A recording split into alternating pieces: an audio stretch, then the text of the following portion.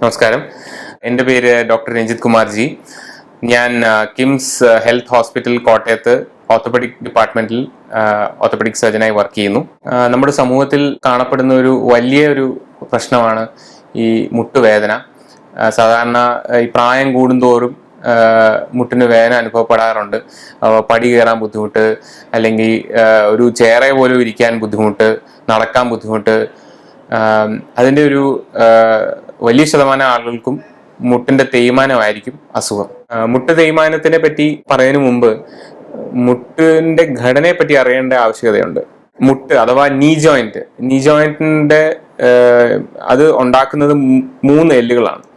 അതായത് തോടയസ്ഥി അഥവാ ഫീമർ, പിന്നെ കണങ്കാലസ്ഥി അഥവാ ടിബിയ, പിന്നെ മുട്ടുചിരട്ട അഥവാ പെറ്റല. ഈ 3 ബോൺസും ചേർന്നാണ് ഈ മുട്ട് എന്ന് പറഞ്ഞ അതായത് നീ ജോയിന്റ് ഉണ്ടാക്കുന്നത്. പിന്നെ മുട്ടിനുള്ളിൽ ഈ എല്ലിന്റെ അറ്റത്ത് നമ്മുടെ കാട്ടിലിച്ച് അഥവാ തരുണാസ്ഥി ഉണ്ട്. പിന്നെ ഇതിൻ്റെ ഉള്ളിൽ പുറവശത്തുമായിട്ട് ലിഗമെന്റ്സ് ഉണ്ട്, അതായത് വള്ളികൾ. പിന്നെ മുട്ടിനുള്ളിൽ വാഷർ അഥവാ മെനിസ്കൈ എന്ന് പറഞ്ഞ ഒരു സംഭവം ഉണ്ട്. മുട്ടിന്റെ തേയ്മാനം സാധാരണഗതിയിൽ ഈ പ്രായമുള്ള ആളുകളാണ് കൂടുതലും കാണാറ്. അപ്പൊ അത് സാധാരണ ഈ തരുണാസ്ഥിയിൽ ഉണ്ടാവുന്ന മാറ്റങ്ങൾ അഥവാ മൈക്രോസ്കോപ്പിക് ലെവലിൽ ഉണ്ടാവുന്ന മാറ്റങ്ങൾ കാരണമാണ് ഈ തേയ്മാനം ഉണ്ടായത്. അഥവാ ഡീജനറേറ്റീവ് ഓസ്റ്റിയോആർത്രൈറ്റിസ് എന്ന് പറയും. പ്രായം കാരണം ഉണ്ടാവുന്ന ഒരു തരം തേയ്മാനമാണ് ഈ ഓസ്റ്റിയോആർത്രൈറ്റിസ്, ഡീജനറേറ്റീവ് ഓസ്റ്റിയോആർത്രൈറ്റിസ്. വേറെ ഉള്ളതെന്ന് പറഞ്ഞാൽ വാദം അഥവാ റുമറ്റോയിഡ് ആർത്രൈറ്റിസ് എന്ന് പറയും. അതായത് നമ്മുടെ മുട്ടിനുള്ളിൽ ഈ ദശയുണ്ട്, സൈനോവിയം എന്ന് പറയും. അതിലുണ്ടാകുന്ന മാറ്റങ്ങളും അത് കാരണം സാധാരണ മുട്ടിൽ തേയ്മാനം വരാം. ഈ അസുഖം ഉണ്ടാവുമ്പോൾ നമ്മുടെ കൈയിലെ ചെറിയ ജോയിന്റ്സ് അല്ലെങ്കിൽ കാലിലെ ജോയിന്റ്സിലൊക്കെ മാറ്റം ഉണ്ടായി. ഈ റുമറ്റോയിഡ് ആർത്രൈറ്റിസ് എന്ന് പറയുന്ന ഒരു തരം തേയ്മാനം. വേറൊരു ടൈപ്പ് എന്ന് പറഞ്ഞാൽ നമ്മുടെ ഈ ക്രിസ്റ്റൽ ആർത്രോപ്പതി എന്ന് പറയും. അതായത് ഗൗട്ട്.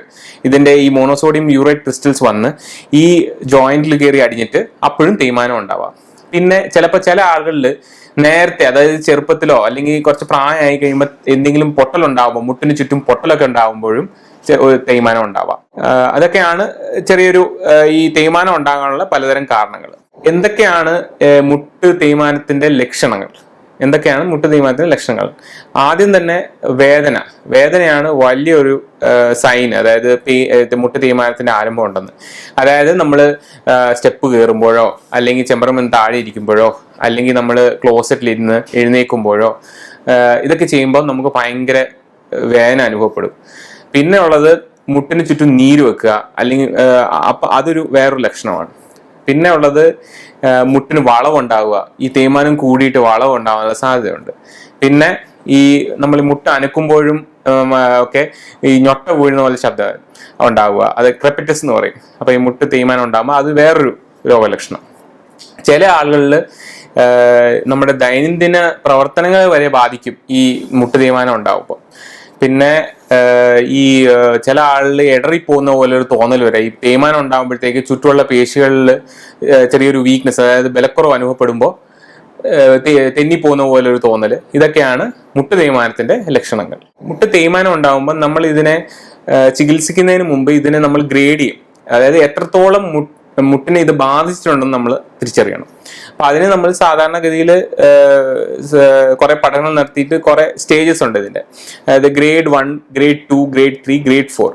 ഇതൊക്കെ സാധാരണ നമ്മളിപ്പം രോഗലക്ഷണങ്ങൾ അല്ലെങ്കിൽ രോഗിയെ പരിശോധിച്ചിട്ട് പിന്നെ എക്സ്റേകൾ ഇതൊക്കെ നോക്കിയിട്ടാണ് നമ്മൾ ഏത് സ്റ്റേജിലാണ് പേഷ്യന്റ് ഉള്ളതെന്ന് നമുക്ക് തിരിച്ചറിയാൻ പറ്റുക. പിന്നെ മുട്ട് തേയ്മാനം എങ്ങനെയൊക്കെയാണ് നമ്മൾ ചികിത്സിക്കുക? ആദ്യം തന്നെ സ്റ്റേജ് 1, അതായത് പേഷ്യന്റിന് അത്രയും വേദനയുണ്ട് എന്നാൽ നമ്മുടെ എക്സ്റേ ഒക്കെ നോക്കുമ്പോഴും അത്രയും ബാധിച്ചിട്ടില്ല. അങ്ങനത്തെ ആൾക്ക് നമ്മൾ സാധാരണഗതിയിൽ റെസ്റ്റ് എടുക്കുക. അതായത് വേദന അനുഭവപ്പെടുമ്പോൾ ആ സമയത്ത് റെസ്റ്റ് എടുക്കുക. പിന്നെ ഉള്ളത് പെയിൻ കില്ലേഴ്സ്, അതായത് വേദന സംഹാരികൾ കുറച്ച് കൊടുക്കുക. പിന്നെ ചില ആളുകൾ ഓയിൻമെന്റ് ഒക്കെ കൊടുക്കാറുണ്ട് മുട്ടുവേദന കുറയാൻ. പിന്നെ വെയിറ്റ് കുറയ്ക്കുക. ഭാരമുള്ള ആളാണെങ്കിൽ വെയിറ്റ് കുറയ്ക്കുമ്പോൾ അവിടെ ഉള്ള ലോഡിങ്, അതായത് വെയിറ്റ് അവിടെ പ്രഷർ വരുന്നതൊക്കെ കുറയ്ക്കാൻ പറ്റും നമ്മൾ ഈ വെയിറ്റ് ഒക്കെ കുറച്ച് കഴിഞ്ഞാൽ. പിന്നെ അടുത്ത സ്റ്റേജിൽ, അതായത് കുറച്ചുകൂടി സ്റ്റേജ് 2 ഒക്കെ ആകുമ്പോഴത്തേക്ക് നമുക്ക് സാധാരണഗതിയിൽ ഇഞ്ചക്ഷൻ കൊടുക്കാം. എന്തെങ്കിലും സ്റ്റെറോയിഡോ ഒക്കെ ഇഞ്ചക്ഷൻ കൊടുക്കാം. പിന്നെ ഉള്ളത് നമ്മൾ ഹൈൽറോൺ എന്ന് പറയും. നമ്മൾ സാധാരണ ഈ തരുണാസ്ഥിക്ക് ഒരുതരം ഒരു പ്രൊട്ടക്ഷൻ നൽകുന്നത് കോൺട്രാ പ്രൊട്ടക്റ്റീവ് ഏജ് എന്ന് പറയും. അതാണ് നമ്മുടെ ഈ വേറൊരു ടൈപ്പ് ഓഫ് ട്രീറ്റ്മെന്റ്. പിന്നെ ചില ആൾക്ക് ബ്രേസിങ്, അതായത് മുട്ടിന് ചുറ്റും ഒരു പ്രൊട്ടക്റ്റീവായിട്ട് മുട്ടിനെ പ്രൊട്ടക്ട് ചെയ്യാൻ വേണ്ടി ബ്രേസസ് ഒക്കെ യൂസ് ചെയ്യാറുണ്ട്. ഇതൊക്കെയാണ് അടുത്ത സ്റ്റേജിലെ ട്രീറ്റ്മെന്റ്. ഇനിയും നമ്മളുടെ മുട്ടിൽ ചെറിയ, അതായത് വളവുകളൊക്കെ വന്നു തുടങ്ങുമ്പോഴത്തേക്ക് അതിൻ്റെതായ ട്രീറ്റ്മെന്റ് ആണ്. സാധാരണ ഇപ്പൊ കുറച്ചുകൂടെ പേഷ്യന്റ് യങ് ഒക്കെ ആണെങ്കിൽ നമുക്ക് വേണമെങ്കിൽ ഹൈ ടിബിയൽ ഓസ്റ്റിയോട്ടമി എന്ന് പറയും. അതായത് നമ്മുടെ ഈ വളവ് നേരെയാക്കാനുള്ള ഒരു തരം സർജറിയാണ് ഹൈ ടിബിയൽ ഓസ്റ്റിയോട്ടമി. അതായത് എല്ല് കട്ട് ചെയ്തിട്ട് അതിന്റെ വളവ് നേരെയാക്കും. വേറൊരു സർജറി നമ്മൾ ആർത്രോസ്കോപ്പി ചെയ്യും ചില ആളുകൾ. അതായത് നമ്മൾ മുട്ടിനുള്ളിൽ ആർത്രോസ്കോപ്പ് ഇട്ടിട്ട് നമ്മൾ ഇത് വാഷ് ചെയ്യും. വേന ഉണ്ടാക്കുന്ന നമ്മുടെ ഈ ഇവിടെ നീർക്കെട്ടൊക്കെ ഉണ്ടെങ്കിൽ നമ്മൾ ആർത്രോസ്കോപ്പ് ചെയ്ത് അതിന് വാഷ് ചെയ്ത് കഴിഞ്ഞാൽ വേന കുറയാറുണ്ട് ചില ആളുകളിൽ. അടുത്തതായ സ്റ്റേജ് ആണ് നമ്മുടെ ഈ സ്റ്റേജ് 4. സ്റ്റേജ് 4 ആണ് ഏറ്റവും സിവിയർ പെയിൻ ഉണ്ടാക്കുന്നത്. അപ്പൊ ഇങ്ങനത്തെ പേഷ്യൻസിൽ കൂടുതലും വളവ് കാണും. പിന്നെ നമ്മുടെ ഈവൻ ഡെയിലി ആക്ടിവിറ്റീസ്, അതായത് ദൈനംദിന പ്രവർത്തനങ്ങൾ പോലും ബാധിക്കും ഇങ്ങനത്തെ ഇത്രയും ഒരു സ്റ്റേജിൽ തേയ്മാനം ഉണ്ടാകുമ്പോൾ.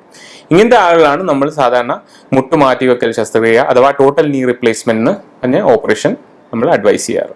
ഈ ടോട്ടൽ നീ റിപ്ലേസ്മെന്റിൽ സാധാരണ നമ്മൾ ചെയ്യാറെന്ന് പറഞ്ഞാൽ നമ്മുടെ തൊടയലിന്റെ അഗ്രഭാഗത്തുള്ള തരുണാസ്ഥിയും എല്ലും നമ്മൾ നീക്കം ചെയ്തതിന് ശേഷം ഒരു മെറ്റലിക് ക്യാപ്പ് വെക്കും. പിന്നെ കണങ്കാലിലെ അഗ്രഭാഗത്തുള്ള ഈ തരുണാസ്ഥിയും എല്ലും കട്ട് ചെയ്തിട്ട് നമ്മളൊരു ക്യാപ്പ് വെക്കും. മെറ്റലിക് ക്യാപ്പാണ് ഇത് രണ്ടും. പിന്നെ ഇടയ്ക്കൊരു പോളിയെത്തിലീന്റെ ഒരു സ്പേസർ പോലത്തെ ഒരു സംഭവം കൂടി വെക്കും. ഇങ്ങനെയാണ് നമ്മൾ ഓപ്പറേഷൻ ചെയ്യാറ്. ടോട്ടൽ നീ റിപ്ലേസ്മെന്റ് ഒരു വളരെ നല്ല സർജറിയാണ്. അതായത് ചില പേഷ്യൻസ് ഒക്കെ നമ്മളോട് തന്നെ ഡിമാൻഡ് ചെയ്യും. അതായത് അവരുടെ റിലേറ്റീവ്സോ ആരെങ്കിലും ചെയ്തിട്ടുണ്ടെങ്കിൽ അവരുടെ ക്വാളിറ്റി ഓഫ് ലൈഫ് ഇമ്പ്രൂവ് ആവുന്ന കാരണം അവരത് കണ്ടുകൊണ്ട് തന്നെ നമ്മളോട് ഇങ്ങോട്ട് വന്ന് ഡിമാൻഡ് ചെയ്യും. അതായത് ടോട്ടൽ നീ റിപ്ലേസ്മെന്റ് ചെയ്യണം എന്ന് പറഞ്ഞുകൊണ്ട്. അപ്പോൾ നിങ്ങൾക്ക് മുട്ടുവേദനയോ മുട്ടുതേയ്മാനോ ഉണ്ടാവുകയാണെങ്കിൽ സ്വയം ചികിത്സയ്ക്ക് നിൽക്കാതെ അടുത്തുള്ള ഓർത്തോപെഡിഷനെ കാണിച്ച് അതിൻ്റെതായ ചികിത്സ എടുക്കുന്നതാണ് നല്ലത്. നന്ദി, നമസ്കാരം.